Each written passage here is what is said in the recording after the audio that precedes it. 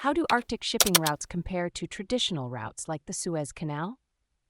If you're curious about how Arctic shipping routes stack up against the well-known Suez Canal, you're in the right place.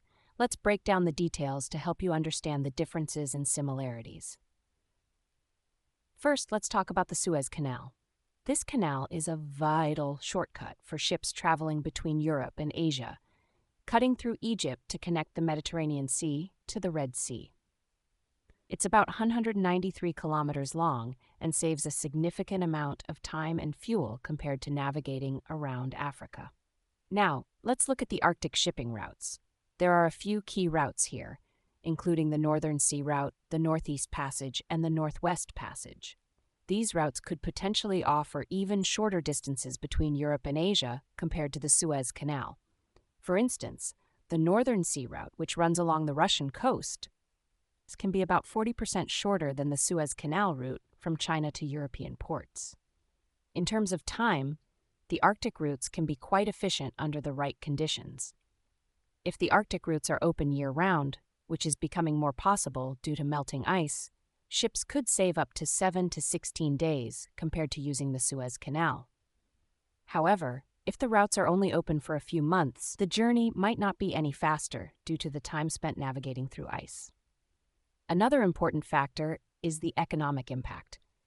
The Suez Canal is a massive economic artery, with over $1 trillion worth of goods passing through it every year. It handles about 12% of global trade and 30% of global container traffic.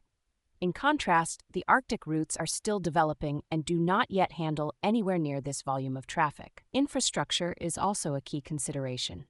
The Suez Canal has been extensively developed and expanded over the years, including a recent widening project that allows larger vessels to pass through. The Arctic routes, however, still require significant investment in infrastructure, such as shipbuilding and port development, to make them viable for large-scale commercial shipping. Lastly, there's the environmental and geopolitical aspect. The Arctic region is warming faster than the rest of the world, which is opening up these new routes, but also poses environmental and geopolitical challenges. China, for example, is already showing significant interest in the Arctic's geostrategic potential. In summary, while Arctic shipping routes offer the potential for shorter distances and faster travel times under ideal conditions, they still face significant challenges in terms of infrastructure, environmental conditions, and economic viability compared to the well-established Suez Canal.